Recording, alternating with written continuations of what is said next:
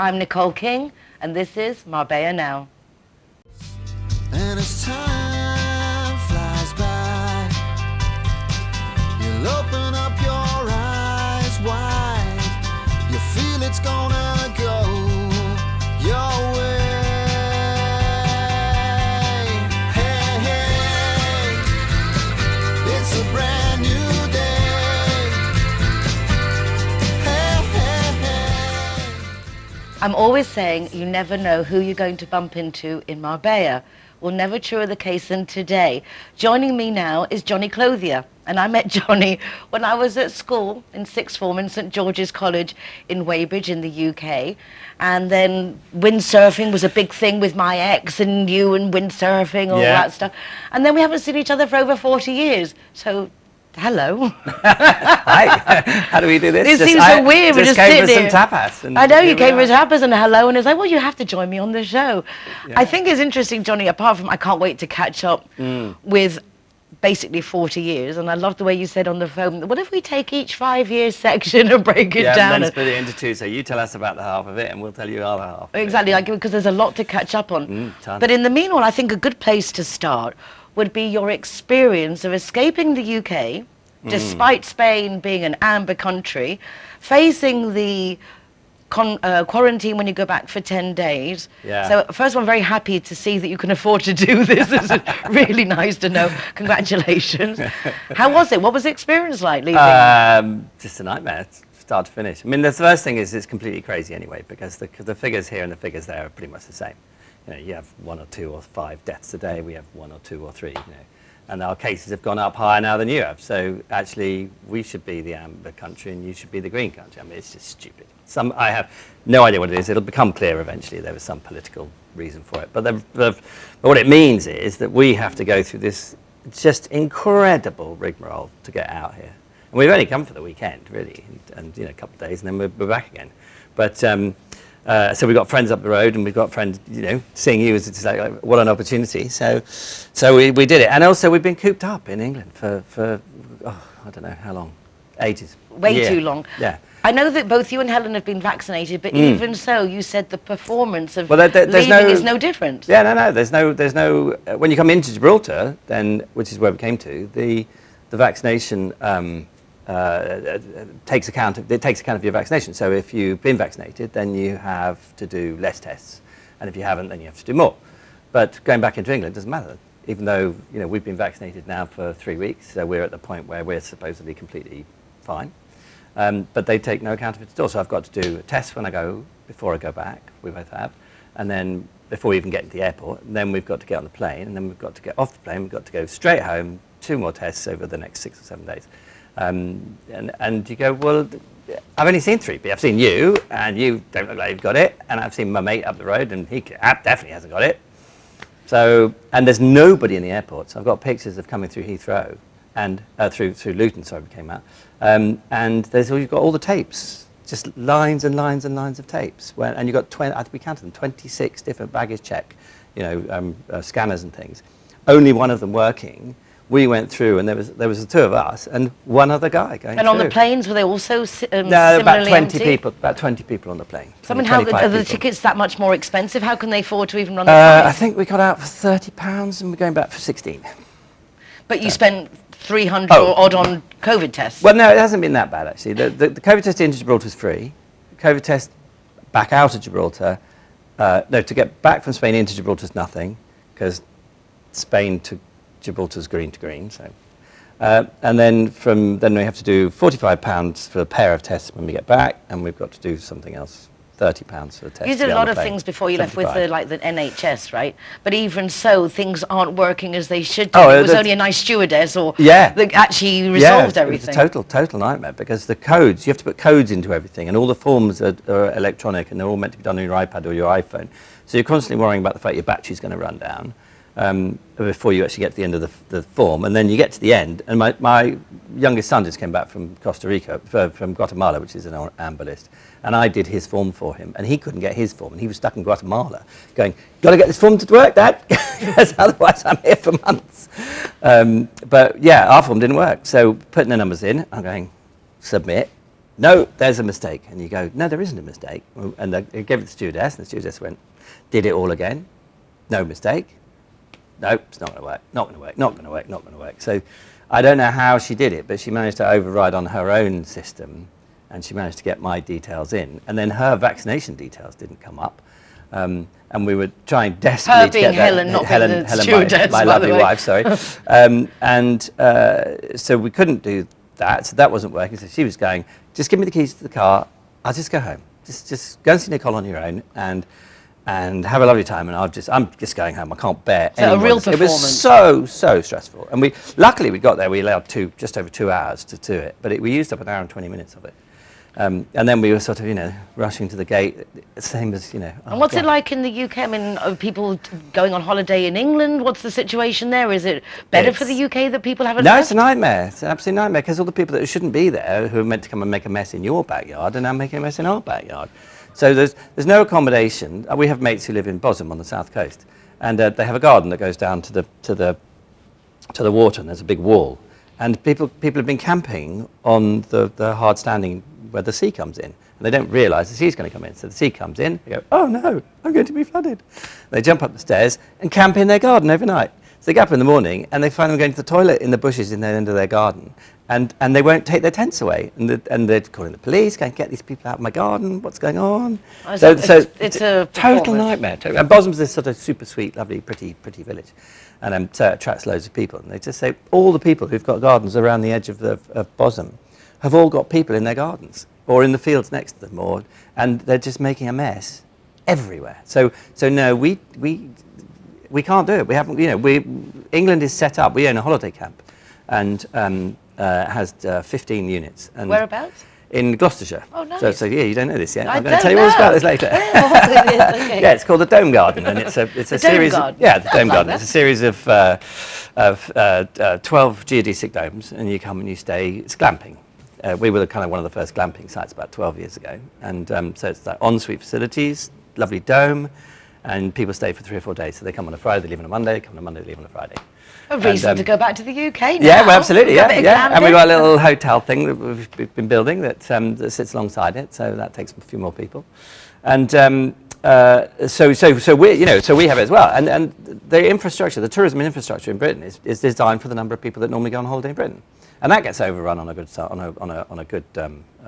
I mean, last year we booked the whole site out when the lockdown ended, which it ended. They gave notice of it ending on about the 28th of June. And we had very few bookings because basically nobody knew what was going on. Nobody was booking anything. We were completely empty.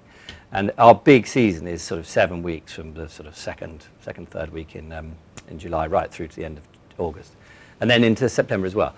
And we had nothing at all. I think we had 3 bookings or something, which had been done before it all happened the year before. And they announced the lockdown, and we booked the whole thing in 5 days.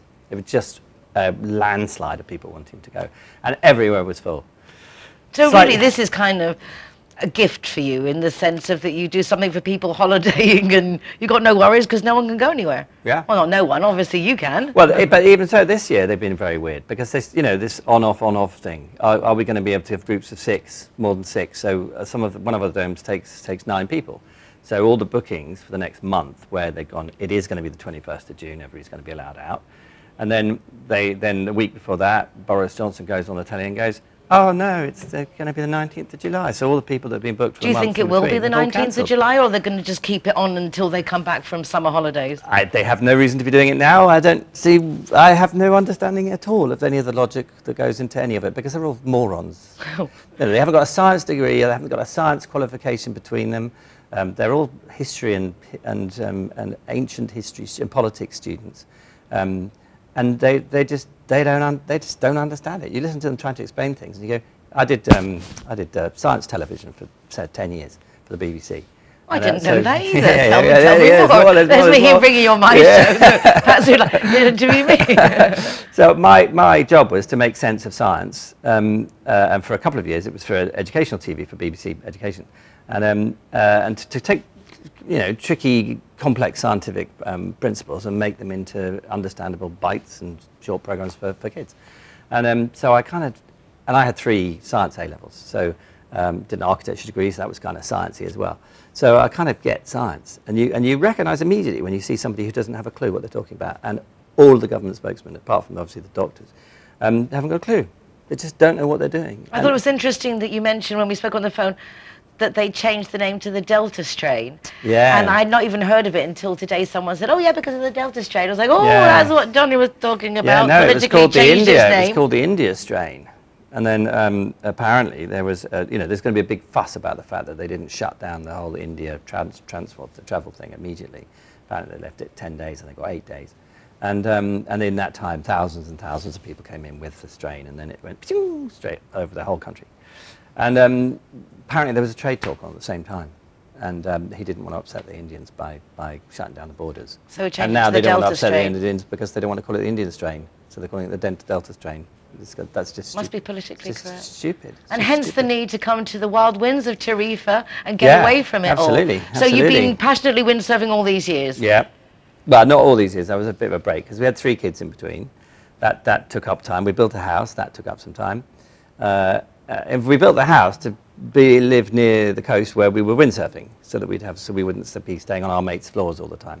And the process of building the house just stopped us windsurfing, which was really stupid because that's why we built the house.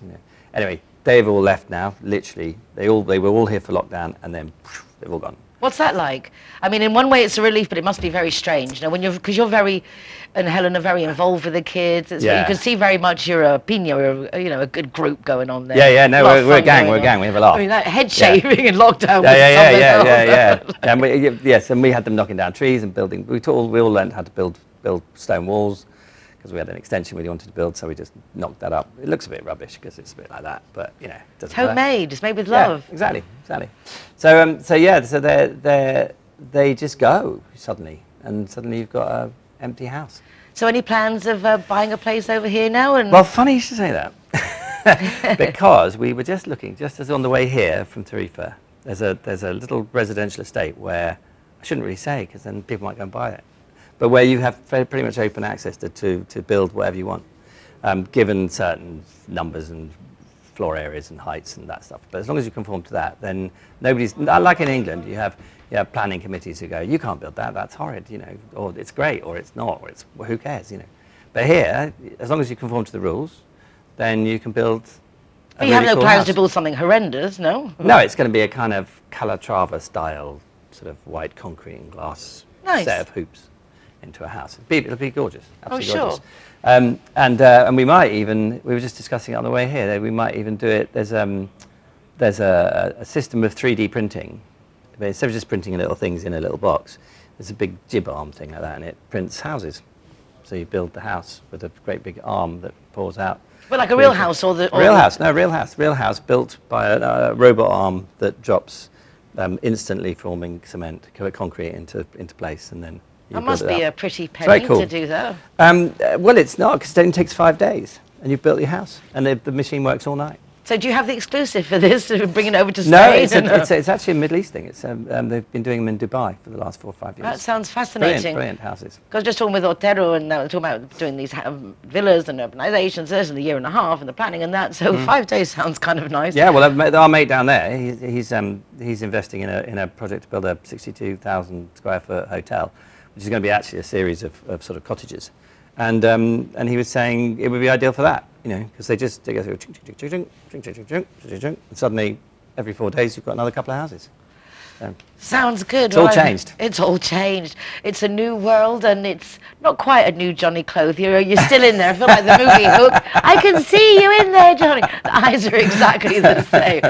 So an absolute pleasure to see you. Looking forward to after the show going and walk around the old town. Yep. And I thought it'd be nice to actually get their perception of the old town. So you've already seen that by the time this is out. Johnny, thank you for coming. Oh, that's right. It's I been a really pleasure. appreciate it. So if facing You Amber. didn't even get a word in edgeways, did you? I know. Actually, not much has changed. You've always given me a always good been like run that. for my money. It's an even kill. Thank you so much. That's And we're going now to a short break. Don't go away. There's some few messages from our Zero Hero sponsors with free soft drinks for the designated driver. And, of course, from our sponsor, Linear Director, who have amazing policies even special ones for us expats with a Nia in Malaga with free taxis up to 4 times a month. Don't go away, back in a moment. Hey, hey. Sometimes it's nice to just get lost in the moment without a care in the world. However, if something does come up and you find you're actually lost, it's also nice to know that you can call Linear Director to come and find you. Call Linear Director on 952 14 78 34 to see how they can better your life too. Alright guys, so I'm the designated driver tonight, so I'm going to choose the Zero Hero place. So all of my soft drinks are for free. And if you want to go somewhere else, just check out the Facebook, Instagram or the zerohero.es website for any of the bars, discotheques or restaurants on there. I'm happy to go anywhere you want to go, as long as it's Zero Hero.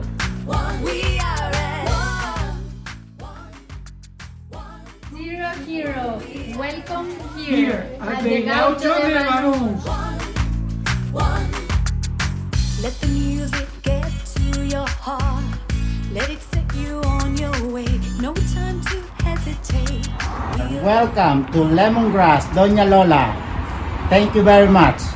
Tearing us apart. Poison arrows shoot straight to your heart. We can change every Zero Hero, welcome to Portofino, Cabo Pino. worth your time. Hi guys, Kazatua is proud to welcome the Zero Heroes. So come on in and enjoy free soft drinks for anyone who is the designated driver. Thank you, Nicole. We are at we are at Everyone that comes and wants to join our Zero Hero Association, they will have free non-alcoholic drinks at our venue at any time. Hi guys, Ross here from Hogan Stand. Proud to be a member of the Zero Hero campaign. And we recommend everybody. Nobody drives drinking. Everybody who drives a car doesn't have any alcohol in their system, and we're proud to sponsor the Zero Hero program. tearing us apart. Brothers, sisters, one beating heart. We can change. GY is happy to be Zero Hero partner. How cool is that? GY. Your time. Glad okay. and are proud to present Zero to Hero. Never drink and drive. McNulty's is proud to be a Zero Hero partner. So here we are at Everest. Very cool. And stickers going up.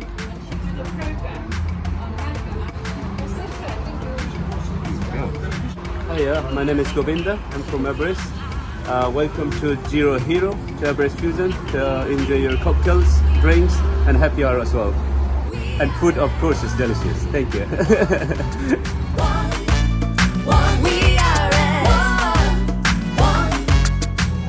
Welcome to Sister Taperia.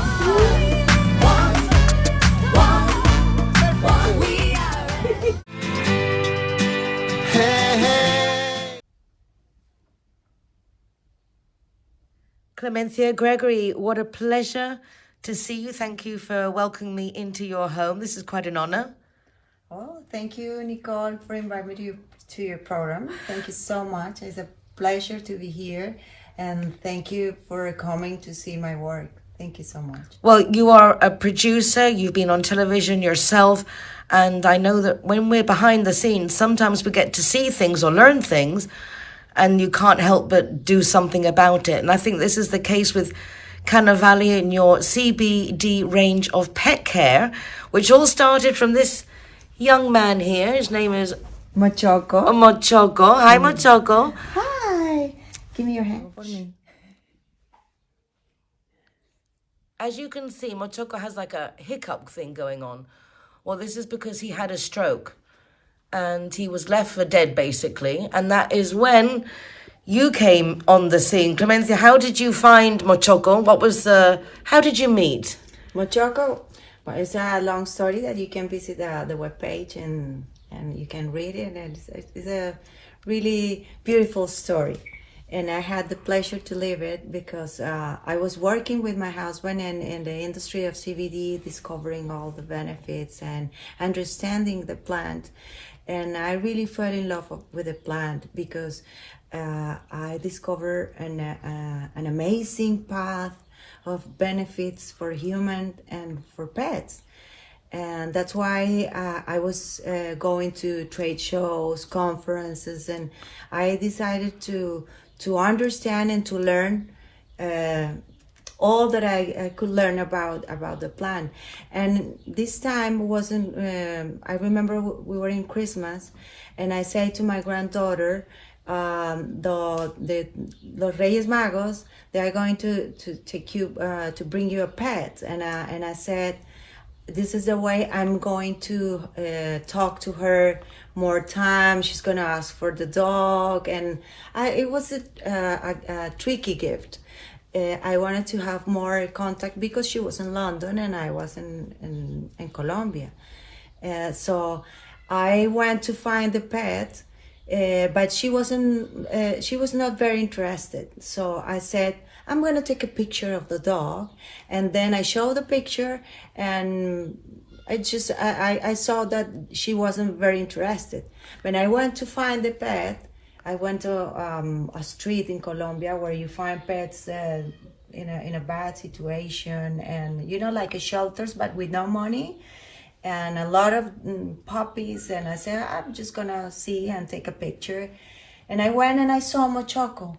He was like very tiny, very, very small, and he had his face very sad. His ¿cómo se dice su mirada? His look. His look was like lost. And I said, oh, and I said, how much is this little puppy? And the owner said, el vendedor, vaya.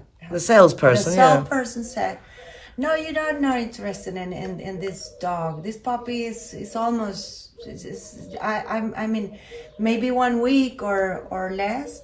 And he's the last one in the, when the dog has the the last of the litter. The little, and he's so sick. And I said, okay, I'm just going to take a picture. And I took the picture and I just go, and 1 block after, I was just thinking about him and I'm like he was calling me. And I felt like, oh my God, he's dying. And I didn't do anything for him. How you could do that? And I went back running and I say, he's still here? And he said, obviously. And I said, I'm gonna take it.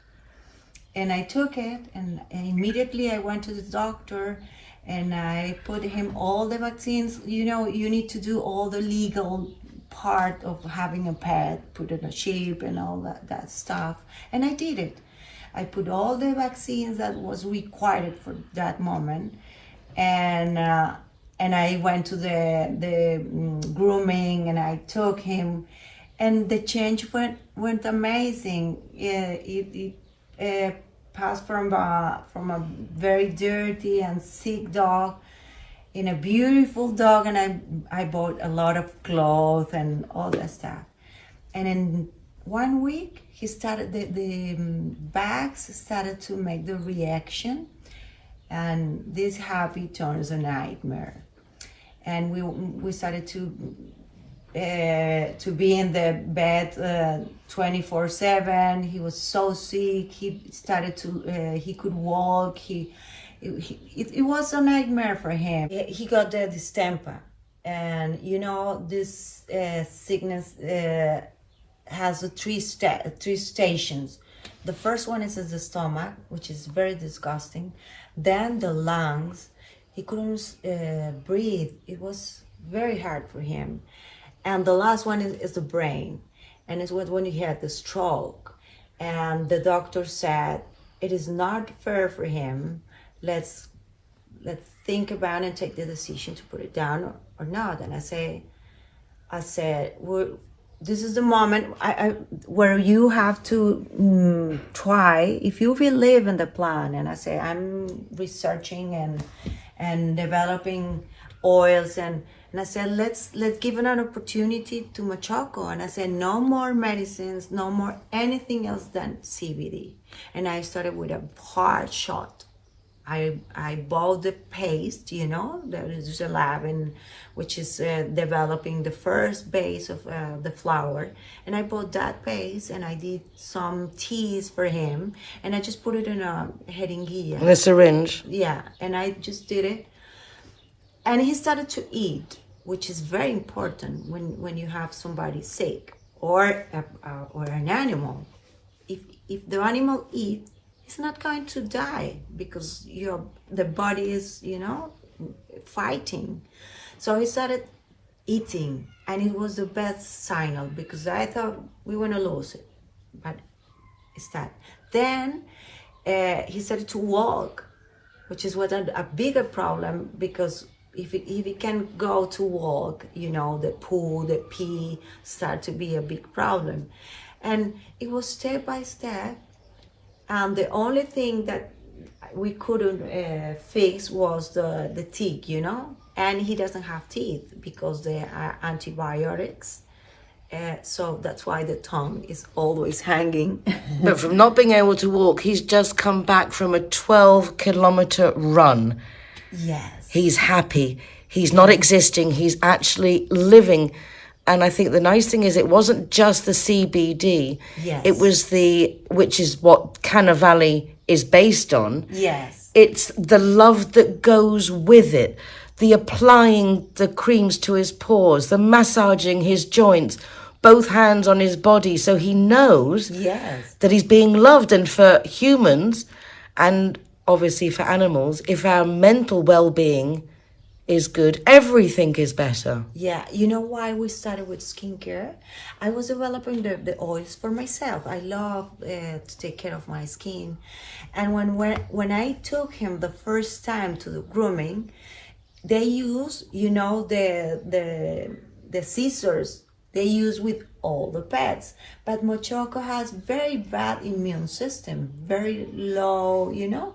So the scissors, or la cuchilla, how do you say? The scissors or the knife and the razor blades. Yes, was infected with the viruses and bacteria that every dog handle, you know, because their immune system is working. But for him not. So the skin started to develop like an allergy, and then it turns to a wound, you know, and it started to smell.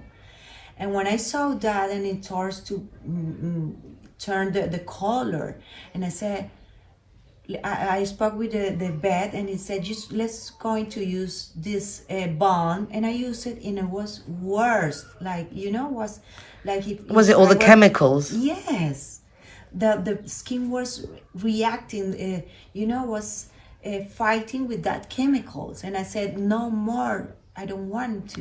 Because most, I'm not saying all, but a lot of animal products are just chemicals with a nice smell. Exactly. When that isn't good for their skin, like it wouldn't be good for our skin. Exactly. And when you talk to the doctor, they say, okay, just put it out. They don't say, oh my God, we did a bad. We are using something that doesn't work anything, or you understand what I mean? And I say, I'm going to use the oils that I was making for me. And I put it, and I did it like a croqueta. Machoco was a little croqueta in this paste. And 2 days after, I did it in the morning, in the afternoon, and the night. Just cleaning and cleaning. And the change, what was amazing, Nicole. And who doesn't enjoy a nice massage as well? Absolutely. And he was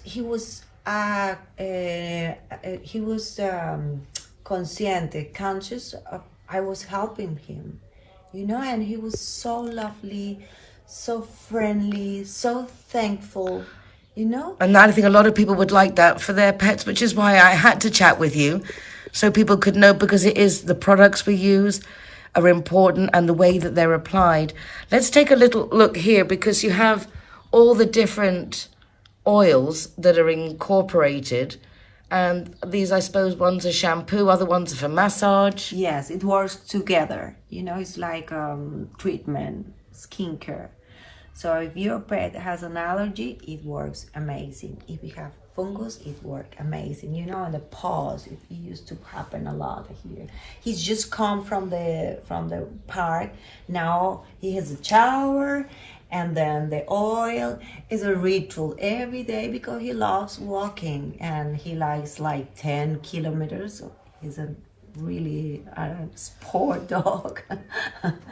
He loves that, and he loves playing the beach. Who'd have thought that from an abandoned waif that had no hope is living such a full, rich life? Yes, and the most important thing that I'm very grateful and thankful for Mochoko is he changed the heart of my husband. He teach him how important is friendship, company, and it's a camaraderie. He took a non-dog lover and made him into a dog fanatic. Exactly. He changed his life, and they love each other. They are a couple, and they love go to the beach and do exercise, and it's amazing. Congratulations, a wonderful project. I know that Canna Valley is going to be one of the biggest logos and the biggest brands on the planet. Thank you. It all started with this lovely young woman here and with a lovely Mochoko. We want to show people that love pets. Pets is part of our life, and to take care of them is easy. You can do it in a natural way, and you can give them a very beautiful life and healthy life. Congratulations. Thank you. Thank you, Nicole. Thank you so much. That's it for today. Thank you so much for joining us to find out more of what's going on in Marbella Now. You can watch recordings of the show from the RTV Marbella website and YouTube channel, or go to my YouTube channel or website nicoleking.es for links to the programme, also to my column Marbella Moments in the Euro Weekly News, and to our Zero Hero website with free soft drinks for the designated driver in all our partner venues. Take care of yourselves, be nice to each other, and I'll see you again tomorrow. Hasta mañana. So much trouble tearing us apart. Poison arrows